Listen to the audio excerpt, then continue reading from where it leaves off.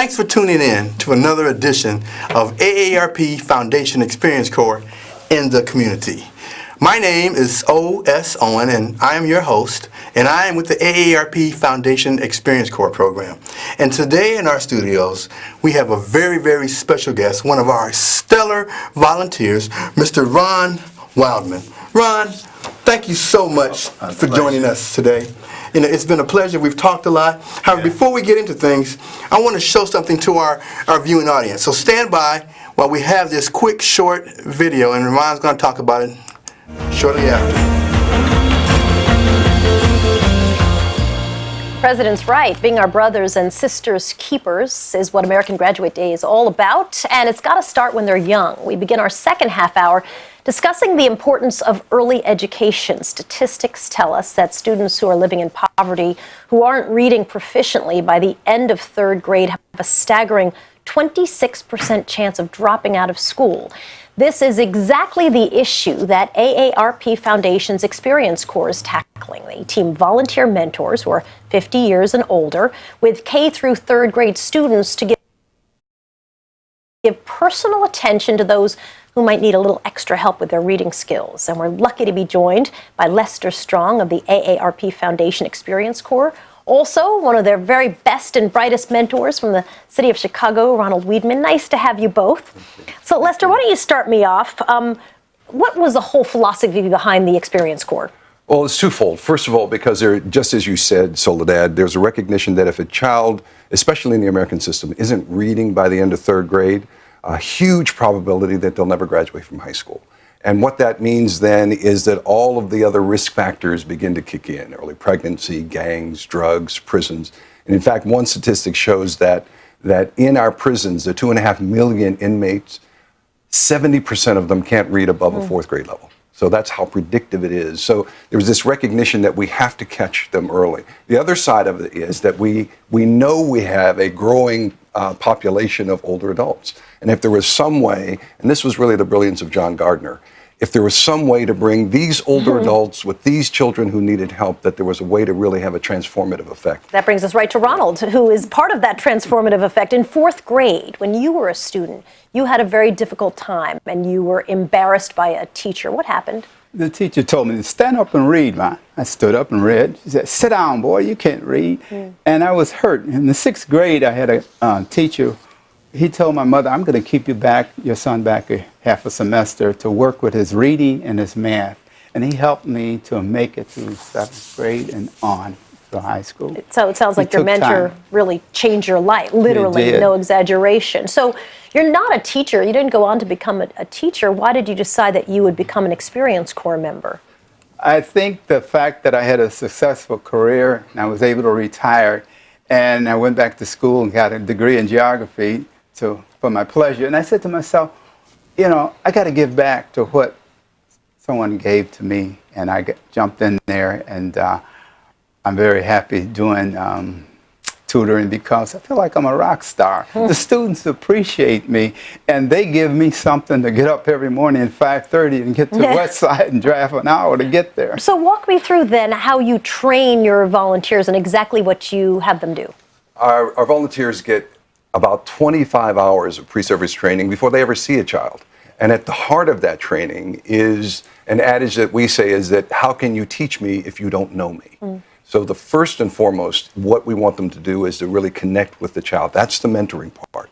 And then we give them all sorts of study on components of reading and child development and child behavior, so that when they walk into the classroom, they really are a partner with the teacher in identifying the deficits that the child might have and figuring out ways to make it work. You have a very high retention rate. 80% of your volunteers are retained. That's incredibly high. 60 to 70% of your students achieve a year or more progress as they're doing the work. What role is the sense that folks over 50 can often seem like kindly grandparents to some of these students as well? Well, I think that's really an important part of it. I think almost genetically there's a right kind of connection, because kids are looking for reinforcement and they're sponges, as we know. And on the other side, those of us beyond 50 really recognize that maybe we have something to give back. So with that relationship, this bond is created, and children are really giving to the older adult as much as they're as they're learning and receiving from the older adults. You sort of said that, Ronald, right? You said that you feel like you're a rock star. You're getting up at 5:30 in the morning a couple of times a week Yes. in order to do that. How does it make you feel? It makes me feel like I'm doing something and I can live longer by giving back to the students.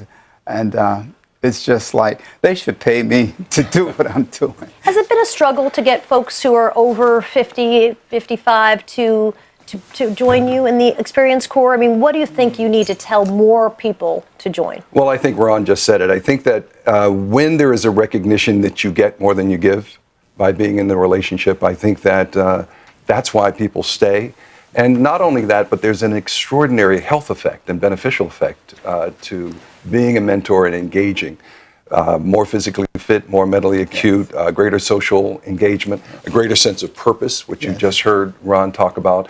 There was a recent study by Johns Hopkins that found that some of our volunteers in Baltimore actually experienced a reversal of the underlying causes of dementia by volunteering, so that there are extraordinary health effects, but also emotional effects, both for the adult and for the children. So, Ronald, I'll give you the last question. Would there ever be a point where you would retire from your, I guess, retirement and go on and stop helping in Experience Corps? I've been retired 18 years. To be truthful And you're getting up at 5:30. To be truthful with you, I have different other programs that I'm volunteering for. And to me, volunteering is keeping me alive, and keeping me going. So no, I think I'm going to keep going till I can't move. Well, thanks to both of you for joining me. Congratulations to both Thank of you you. for the Thank great you. work you're doing. Now, Ron, looking back on that, you did that 2016. Yeah. How does it make you feel? I mean, that was you there. How does it make you feel? Is there anything that you want to add or say? Oh, yes. That particular tape, when after it was over, I felt really good. And then I called my wife, and she said to me, "You made a faux pas." I said, "What?" She said, "There's a part you said." I said, "They should pay me."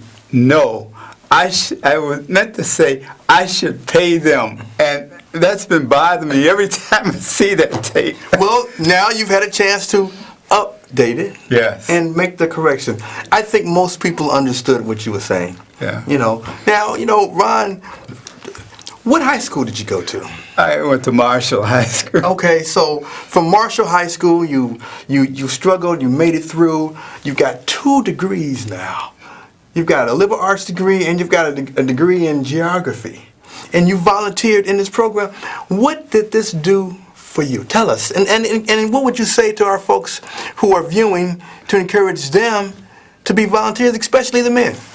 I would say it's something you want to do to stay alive. Keep going, step by step. This little booklet right here, it shows the training that AARP gave me. Everything I needed to be in that classroom, Really? I took notes on. And not only that, daily with the students, scholars in the classroom, I wrote down anything that I want to cover. And everything I wanted to cover the next day, it's like I had to do a lesson plan. I might spend half an hour with each group, but I had to spend at least 2 or 3 hours preparing to tutor the 3rd graders. I can't come in the classroom thinking, oh, I'll just let them read something. No, I got to have a step-by-step. A half an hour is a short period of time that you got to use it valuable in order to help the student. So, what drove you? I mean, you did this for 5 years. You got up at 5:30 in the morning to drive out, to the west side. What drove you? What was your motivation, Ron? The motivation was a couple of times I got the advertising about AARP, about volunteering, and I would overlook it. Finally, one day I saw this article, and I called and made arrangements. I said, this is what I want to do. And when you talk about reading, that's something I had a problem with as a child. And as an adult, I just love to read. And I find myself in the classroom, I show my passion to the scholars, and they said, do you read? And I say, yeah. And they said, what type of books you read? And I tell them what type of books. And I said, I have a library in my office with all different types of books. They said, you have a library? I said, yeah, I collect books and I read. And so I just wanted to give them that passion. Well, you know, you were very transparent in sharing your story. You said you were in class and they asked you to get up to read, and that was a very hurtful experience. How do you think our children now feel in the class? We're in the exact same situation. Did you see that? Did you feel that? Yes, yes. Our children in the classroom, they're gonna feel bad if a teacher tells them to get up and read and sit down. You can't read. I think through AARP, I've learned to encourage the students. AARP has given me things as far as in a classroom with a scholar to build them up, not tear them down. And any deficiency that they have, work on it. I have a group of, let's say, 3 students, 3 scholars, and what happens is that one reads better than the other, and one might make fun of the other. And I said, no, I'll work with that one who has the problem, but the other 2, I may let them read on your own or something like that. But whole idea is to build up the child. To uplift the scholars. Yeah. Now, I mean, think about it. The program is 2 hours a day, 2 days a week. Yeah. Either a Monday and a Wednesday or a Tuesday and a Thursday. It's not a whole lot of time. However, you found such passion in these 2 hours that you spent. You found such passion over the years. What did you walk away with, Ron? I was fortunate. I had a teacher that guided me in that classroom. I'm going to be truthful with you. After tutoring 3rd graders for 3 years, I almost wanted to become a 3rd grade teacher. So much they had as far as learning. And I said, wow, I missed that in 3rd grade. And it's like, it was so exciting to be in that classroom and to be with a teacher that constantly had programs for the scholars. It's like, okay, wow, there was no time that I think I was bored.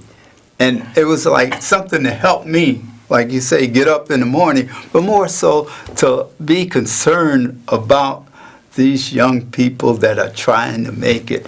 And once they start talking to me, it's like, wow, they opened my eyes up to things that are happening in their lives. So you don't have to make them yours. You made them yours. Now let me ask you this now. What impact did you have as a man in the school? Tell us about that impact. Well, as a man, as a father, you know, I might be stern and strict and whatnot.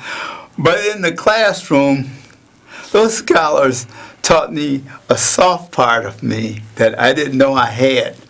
They taught me patience, and I don't want to preach, but they taught me how to love and be gentle, be meek, be concerned. They taught me how to just take my time and to be truthful, it was a lot of joy and happiness in that classroom.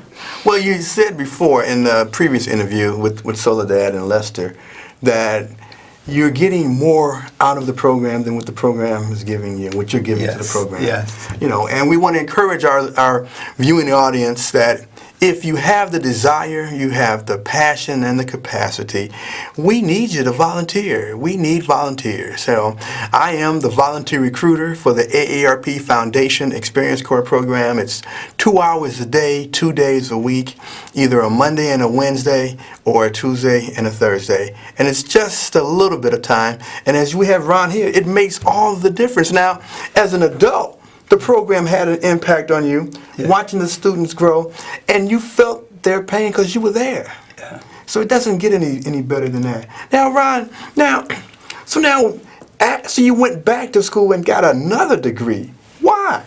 I have a passion for geography, and I love to travel. And I'm concerned about the earth and structure and the things of that nature. That's why I got a degree in geography the second time. And I tell you, it was one of the most easiest things for me to do to get that second degree. That first degree took me 28 years to going nights and raising a family and stuff like that. But the second degree, I was just a full-time student in geography at Chicago State and able to get the degree with honors. And it was just I don't know, I had a drive. And I wanted to learn. And everything that, I had books at home that carried me through. And I was able to learn more. Well, that sounds like resilience. You didn't give up. You found your passion. And we want to encourage our viewing audience that it's never too late to find your passion. We want to encourage you to continue on the journey. It's not about the destination. It's about the journey. And Ron has been so kind to share a little bit of the journey with us through Experience Corps. And thanks to you and your commitment, this program has elevated now. And we're in 30 schools. Wow. We're in 30 schools. I think we have a caller. Let's get the caller on the line. Caller? Is that me? Yes, that's you, caller. How are you? Hi, Brother OS. This is Reverend Monroe and your guest. Very good discussion. As I listened to the brother talk about the importance of reading, I recall our good brother, the late mayor of the city of Chicago, Harold Washington. And I remember visiting his home when he was first elected mayor, and he was just a prolific reader. His home in, I think it was at the Aparto building in Hyde Park, was just books all over the place, just books wall to wall, books on the floor, books on every subject. And I remember him regaling us with stories of how he came to accept the value of learning and imagination that came from the books. Yes. And I remember as a child myself going to Bryn Mawr Elementary School there in South Shore, how I found the importance of activism through the reading of books. And I hope that in listening to the brother speak and listening to you, Brother OS, is that we need to ignite another kind of movement. And that is a Well, let me say this. This program now has become a movement, and we would appreciate your support and your encouraging folks to come out and volunteer, especially You men. listed me again. I'm on board. Thank you so much. I'll give you a call after the show. Thank you for calling in, Dr. Monroe. Yes, sir. Bless you. All righty. Thank you for your testament. You have sparked and motivate folks to call in. And that's what this show is about. It's what AARP Foundation is doing in the community. And you're in the community. And that's who we want to reach, and that's who we're here to serve. And we can't thank you enough for your commitment, for your passion, for you taking the time to make the time to serve our community. Shouldn't have to hurt to be a child. And research says that if you're in third grade and you're not at a third grade reading level, well, you've got big mama problems for the rest of your life. Yeah. And you can attest to that. You know, when did it all turn around for you? It turned around for me in 6th and 7th grade when the teacher took the time to work with me. And I had to learn, not only that, but it went on and on through my life, where I had to learn to read, where I learned to write, where I learned math. And it was an ongoing process the rest of my life. So you've become that teacher. You reached back and uplifted those young scholars. And I love the way you refer to them as scholars, you know. Now, share a quick story of a student. One of your students one of your scholars that you worked with. Can you share a story? There's one scholar that I have to admit. I walk into the classroom, she looks at me, oh, he's here again today. And so what happened, I had a hard time working with this particular scholar during the semester. And it was like she would, sort of like be disrupted. And so what happens is that I talked to my teacher, Mr. Hauser, and told him what the problem was. He said, this particular scholar needs something hands-on. So we were reading a book on Egypt. And I was a volunteer at the Oriental Institute, a docent there.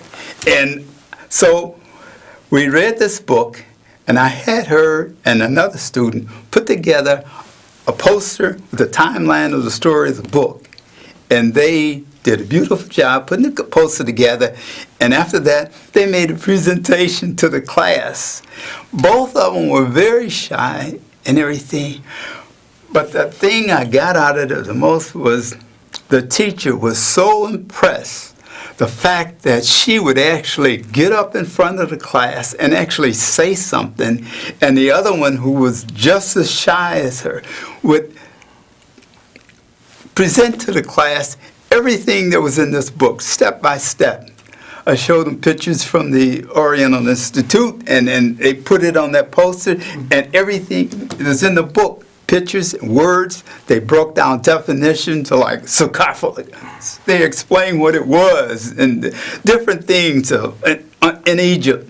They went step by step. I was shocked the way that they presented to the class, and I was so happy.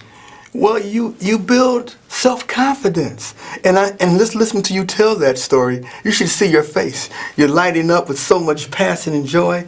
You've shared one of the most valuable gifts that we can share with each other, the gift of love and the gift of learning and the power of reading. The more you read, the more you lead. That's right. Leaders are readers and readers are leaders. So, once again, thank you for being who pleasure. you be. Thank you for being a part of our life at AARP Foundation Experience Corps. You will always be a part of us, Ron. And we continue to play your video. We continue to talk about you, for you've left a legacy. And we want to honor you. I've given you a few tokens of our appreciation. I hope you enjoyed that book. I thought you would, because yes. since you are an avid reader, Yes. I thought that you might have a good with that. How has it helped you as a reader? How has this experience helped you as a reader? Now I just don't read, I research. I run across a word, I don't know what it means, I look it up in the dictionary automatically. It's grown me in areas that I thought that, when you get a certain age, you retire, you're supposed to sit in a rocking chair. Not so.